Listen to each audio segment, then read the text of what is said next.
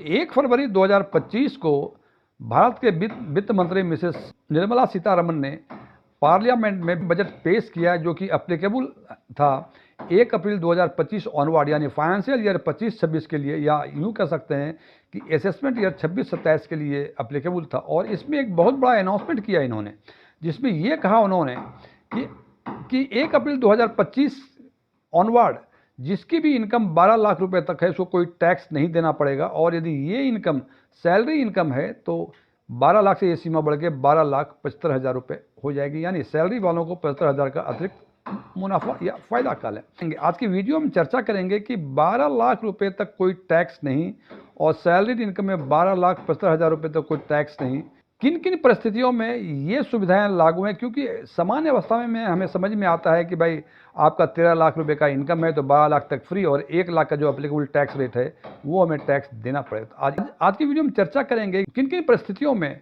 12 लाख रुपए तक की आय पर हमें टैक्स देना पड़ता है, यानी ये टैक्स की सुविधा हमें नहीं मिलती है। मैं डीएम झा, आप देख रहे हैं स्टोन टैक्स में चैनल। यदि इस वीडियो से आपको कोई नई जानकारी मिले या ये वीडियो आपको पसंद आए तो इसको लाइक करें, अपने फ्रेंड्स के साथ शेयर करें, कमेंट बॉक्स में यस लिखें। और यदि आपको लगे कि इसमें ऐसी कोई जानकारी नहीं है जो पहले से आपको नहीं पता थी, या ये वीडियो ही आपको पसंद ना आया हो, तो कमेंट बॉक्स में जाकर नो लिखें। और यदि आपकी रुचि इन्वेस्टमेंट, खासकर mutual fund investment, direct taxation और बैंकिंग में है और अभी तक आपने मेरे चैनल को सब्सक्राइब नहीं किया है तो मेरे चैनल को सब्सक्राइब करें और ऑल बटन पर क्लिक करें ताकि आपको हमारे सभी नए वीडियो की नोटिफिकेशन लगातार मिलती रहे। सबसे पहले जो कंडीशन है 12 लाख रुपए तक की आय पर छूट के लिए कि उसको रेसिडेंट इंडिविजुअल होना जरूरी है। यदि रेसिडेंट इंडिविजुअल आप नहीं हैं, ये 12 लाख की जो छूट की सीमा है ये आप पर लागू नहीं होगी।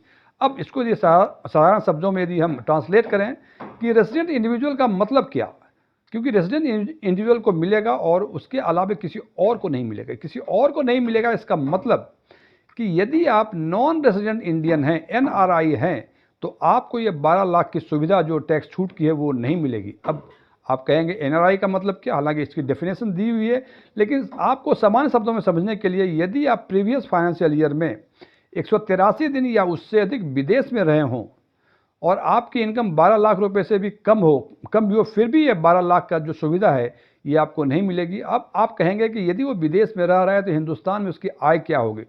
फ्रेंड्स, उसकी आय बिल्कुल हो सकती है। यदि मान लीजिए उसका कोई मकान है, उसका किराया आ रहा है, यदि उसकी फिक्स डिपॉजिट इंडियन बैंक्स में है, उस पर ब्याज मिल रहा है, तो वो सारे इनकम के सोर्स हैं, तो उस पर इनको 12 लाख की सुविधा, मान लीजिए कि 8 लाख रुपए रेंटल इनकम है, 4 लाख रुपए एफडी का इंटरेस्ट है, तो आप कहेंगे 12 लाख रुपए है तो इसको तो मिलना चाहिए, लेकिन चूंकि आप एनआरआई हैं तो आपको ये सुविधा नहीं मिलेगी।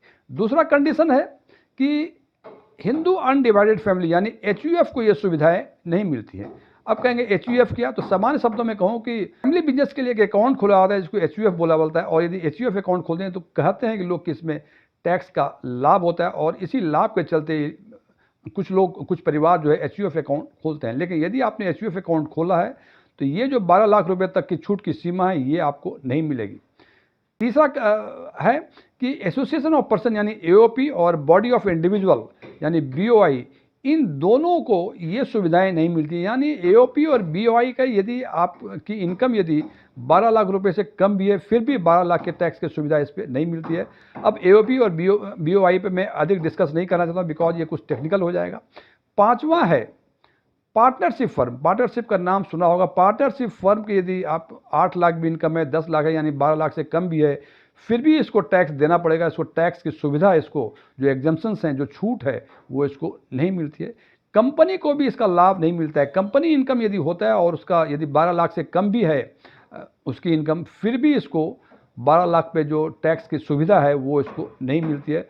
ट्रस्ट और सोसाइटी, इनको भी ये सुविधाएं नहीं मिलती है। और एक कम्बो पैक है पार्टनरशिप फर्म और कंपनी का, एलएलपी यानी limited liability partnership. Limited liability partnership को भी 12 लाख पे जो टैक्स की छूट है वो सुविधा नहीं मिलती है। तो इसका मतलब ये सुविधा केवल रेजिडेंट इंडिविजुअल को मिलती है, और जितने भी एंटिटी की चर्चा की वो सारे अदर देन रेजिडेंट इंडिविजुअल्स हैं। सो इन सब एंटिटीज़ को यदि 12 लाख से रुपए से कम भी यदि आय है या 12 लाख रुपए तक भी आय है तो उस पर नॉर्मल टैक्स को देना पड़ेगा। टैक्स की सुविधा इसको नहीं मिलेगी। दूसरा कंडीशन है कि 12 लाख रुपए तक टैक्स छूट की सीमा आपको तभी मिलेगी, टैक्स छूट की सुविधा आपको तभी मिलेगी जब आप न्यू टैक्स रेजिम ऑप्ट करेंगे। यदि आप ओल्ड टैक्स रेजिम ऑप्ट करेंगे तो ये सीमा केवल 5 लाख रुपए तक ही है।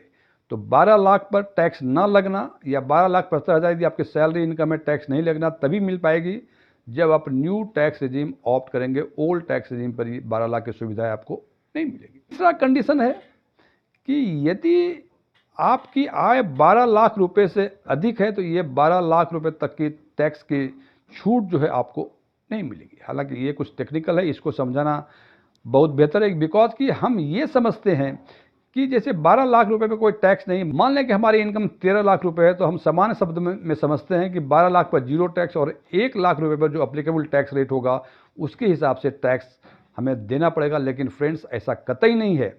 इस पर आगे चर्चा करने के पहले मैं जो आज के दिन में जो न्यू टैक्स रेजिम में बेसिक स्लैब्स हैं, टैक्स रेट का स्लैब है, उस पर चर्चा कर लें, जिससे कि आपको आगे बात समझने में आसानी होगी।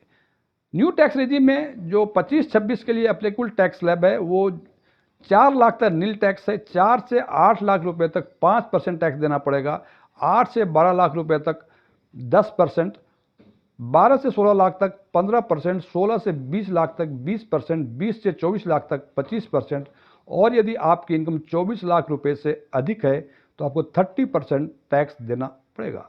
अब आपके मन में ये सवाल आता होगा कि जब 12 लाख रुपए तक कोई टैक्स नहीं लगना है तो फिर ये टैक्स स्लैब 12 लाख से नीचे का भी क्यों? जैसे दिया हुआ है कि 4 से 8 लाख तक 5% और 8 से 12 लाख रुपए तक 10%।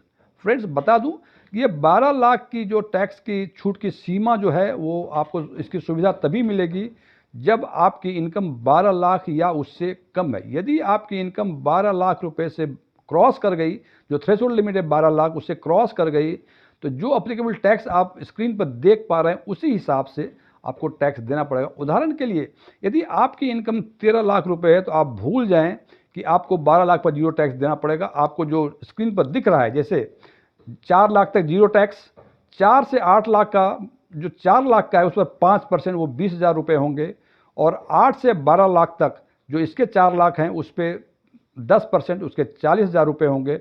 तो 12 लाख रुपए तक तो 60,000 होंगे। चूंकि आपकी इनकम 13 लाख है, 12 लाख से ऊपर है, ये सारे लागू होंगे। और जो फर्दर 1 लाख है तो 12 से 16 लाख तक 15% का टैक्स रेट है, तो 1 लाख का 15% 15,000 रुपये। इसका मतलब 60,000 12 लाख रुपए तक, और 1 लाख जो एक्स्ट्रा है 12 लाख के ऊपर उस पर 15,000, कुल मिला के 13 लाख पे आपको 75,000 का टैक्स देना पड़ेगा। तो यहाँ आपने देखा कि आपकी इनकम यदि 12 लाख से ऊपर आ गई तो 12 लाख में जो टैक्स की सुविधा है या टैक्स की छूट है वो सारी हवा हो गई, कोई अप्लीकेबल नहीं होता है। तो ध्यान रखें कि ये सारी बातें तभी हैं लागू होंगी जब आपकी इनकम 12 लाख या उससे कम हो। जैसे ही 12 लाख से अधिक हुआ ये सुविधाएं आपकी समाप्त हो जाएंगी और आपको ये सुविधा नहीं मिलेगी। अगला कंडीशन है कि यदि आपकी इनकम 12 लाख रुपए से कम है फिर भी आपको ये टैक्स की सुविधा नहीं मिलती है, बिकॉज कि 12 लाख का जो टैक्स की रिबेट है, छूट है, ये केवल नॉर्मल रेट इनकम पर ही मिलती है। यदि स्पेशल रेट इनकम कोई है तो उस पर ये लाभ नहीं मिलता है। हालांकि आपको लगेगा कि नॉर्मल रेट ऑफ इनकम और स्पेशल रेट ऑफ इनकम क्या है। फ्रेंड्स, 5 तरह के source of income: salary, income from house property, capital gain, business and profession से इनकम और अदर इनकम। इसमें कैपिटल गेन छोड़ के बाकी जो 4 हैं वो नॉर्मल रेट ऑफ इनकम माने जाते हैं, और कैपिटल गेन का जो होता है वो स्पेशल रेट इनकम माने जाते हैं। तो ये 12 लाख की सुविधा केवल 4 तरह के इनकम पे एप्लीकेबल है, कैपिटल गेन पे ये सुविधा एप्लीकेबल नहीं है। इसको यदि एक एग्जाम्पल के तौर पर देखें कि यदि आपकी 12 लाख रुपए से कम की भी आमदनी है तो आपको कैसे टैक्स देना पड़ता है। तो यदि आपकी इनकम 11 लाख रुपए है, 8 लाख रुपए नॉर्मल रेट इनकम का और 3 लाख रुपए स्पेशल रेट इनकम का, और उस स्पेशल रेट इनकम में मान लीजिए लॉन्ग टर्म कैपिटल गेन है, तो चूंकि 12 लाख की टैक्स की सुविधा केवल नॉर्मल रेट पर एप्लीकेबल है और वो 12 लाख रुपए तक एप्लीकेबल है, यहाँ आपकी नॉर्मल इनकम 8 लाख रुपए ही है, तो आपको पूरे के पूरे 8 लाख पे कोई टैक्स नहीं देना पड़ेगा। उसके बाद जो 3 लाख आपका बचता है लॉन्ग टर्म कैपिटल गेन, इस पर चूंकि ये सुविधाएं लागू नहीं है तो इस पर आपको 12.5% यानी 37,500 रुपये का टैक्स आपको देना पड़ेगा। और इस हिसाब से देखते हैं कि 12 लाख रुपए से कम भी यदि आपकी इनकम है तो आपको टैक्स देना पड़ रहा है। तो 12 लाख पर जीरो टैक्स, ये कहना जो है वो बहुत माकूल नहीं है। अगला सोर्स है कि कैजुअल इनकम, जो आपको डेली इनकम नहीं होता है, यदि उस तरह कोई इनकम हो, जैसे कुछ लॉटरी में मिल गया, आपको कोई गेम खेल रहे हैं उसमें यदि इनकम मिल गया, तो फ्रेंड्स इसमें आपको जो बेसिक एग्जाम्पशन लिमिट 4 लाख रुपए न्यू टैक्स रेजिम में है, इसकी भी सुविधाएं नहीं मिलती हैं। सीधा सीधा उस पर 30% का टैक्स लगता है। मान लीजिए आपकी 1 लाख की कोई लॉटरी लगी या आप गेम में कोई 1 लाख रुपए कमाए, तो सीधा 1 लाख रुपए का 30%, 30,000 रुपए टैक्स देना पड़ेगा। इस पर ना ही बेसिक एग्जाम्पशन लिमिट लागू होती है, ना ही कोई और चीज़ लागू होती है, आपको सीधा सीधा 30% टैक्स देना पड़ेगा। एक और तरह का इनकम है वीडीए, विजुअल डिजिटल इनकम, जैसे क्रिप्टो करेंसी का, बिटकॉइन का, इस तरह के जो भी इनकम होता है, इस पर भी आपको ये सुविधा लागू नहीं होती है और साथ साथ इस पर बेसिक एग्जाम्पशन लिमिट भी एप्लीकेबल नहीं होता है। इस पर जैसे कैजुअल इनकम में 30% में स्टेट लगा करता था टैक्स, इसमें भी 30% आपको सीधे टैक्स लगेगा। यानी यदि आपने क्रिप्टो करेंसी में 10 लाख रुपए आपने कमाए हैं तो सीधा सीधा 10 लाख का 30%, 3 लाख रुपए आपको टैक्स देने पड़ेंगे। तो फ्रेंड्स, ये कहना कि 12 लाख रुपए तक यदि इनकम है आपकी तो आपको कोई टैक्स नहीं देना पड़ेगा, ये बिल्कुल गलत है। कुछ कंडीशन है, कुछ शर्तें हैं, बिटवीन द लाइंस हैं कि उस कंडीशन में आपको, यदि आपकी इनकम 12 लाख रुपए से कम भी है और या अधिक भी है, तो 12 लाख पर जीरो टैक्स कहना यह माकूल नहीं है। फ्रेंड्स, ये वीडियो क्लोज करने के पहले मैं कुछ डिस्क्लेमर देना चाहता हूँ। मैं कोई टैक्स कंसल्टेंट नहीं हूं, ना ही मैं कोई सीए हूं, ना ही मैं टैक्स प्रिपरेटर हूं। ओपन डोमेन में जो भी इंफॉर्मेशन अवेलेबल है उसके बेसिस पे मैं आम लोगों के लिए आम वीडियो बनाया करता हूं। ये मेरे विचार थे। यदि आप मेरे विचारों से सहमत हैं तो कमेंट बॉक्स में एग्रीड लिखें, और यदि मेरे विचारों से सहमत नहीं हैं तो कमेंट बॉक्स में नॉट एग्रीड लिखें। और नॉट एग्रीड लिखने के साथ साथ आप असहमति का कारण भी जरूर बताएं, जिससे कि मैं आने वाले वीडियो में अपनी गलती में सुधार ला सकें और आपके लिए बेहतर वीडियो बना सकें। Thank you.